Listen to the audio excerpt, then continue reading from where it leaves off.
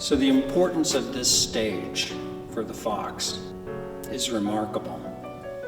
When once it was converted to a movie palace and the screen was put up, this became a time capsule. We have the thunder sheet, we have the original hand-blown Edison Mazda lights, we have original stage scenery, original asbestos curtain, original hemp rope rigging, original pin rails. We also have the original electrical system, which is a series of giant switches, as though they come from a Frankenstein movie. All of this is called stage machinery. And there were manufacturers of stage machinery at the time. One could contact them in St. Louis or Chicago, and they would have standard components, which would include the paint rail, the rigging, the size of the scenery, the line sets. This allowed an architect or a designer to create the shell into which the stage scenery was inserted. What's interesting about the stage machinery are the original line sets and lighting that are above us. The line sets are the devices that carry the scenery backdrop. The lighting appear when discussing this with the eminent historic stage scholar, Wendy Wassett Barrett. She was amazed because these light bulbs up above us are original hand-blown Edison Mazda light bulbs. And these are so rare to see today. We're just privileged that they've been preserved. That's part of what was left over when this was converted to a movie palace.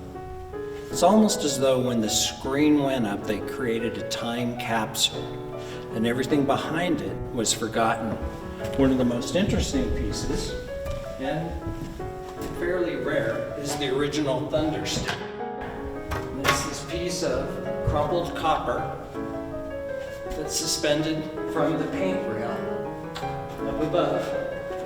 And at certain points, during certain scenes, they would hit it, creating thunder. And I think that is so neat that that is still here. So the stage itself, the fly loft, is 78 feet high. It's about 62 feet wide, 34 feet deep.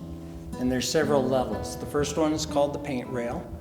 You can see back here are some iron rungs used to climb up to the paint rail. Above that is a stair that gets up to the grid. And what sets the height of the grid is the height of the scenery backdrop, which is proportional to the height of the proscenium arch opening. And the height of the flyloft has to be sufficient so that the scenery backdrops can be lifted up and someone in the audience cannot see their lower edge. So if this is 28 feet high, we want it to be at least 28 feet high and probably higher.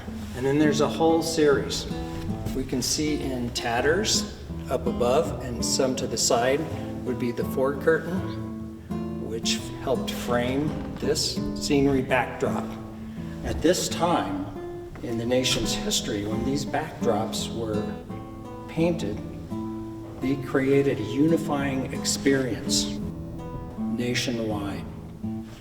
From the sense that people came in and they saw this exotic backdrop. It wasn't really until the advent of television where we had something that visually united us. When we look at this one, it makes me think of the Lake District in Italy, and Bellagio in particular. You can see the lake, you can see the island, you can see a palace.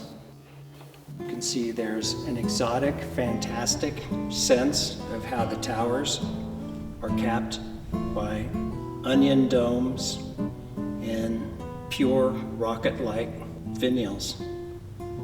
What was important about this is that it began to create a mental space, leaving the real world as one entered the theater, where through the play, through the music, one was transported from the mundane, everyday life into another world of joy and delight. And because this is so pristine, Wendy Wassett Barrett suggests that the stage machinery at the Fox West Theater itself could be placed on the National Register of Historic Places. And most people think about the building being placed on the National Register, but the importance of the stage machinery is just remarkable.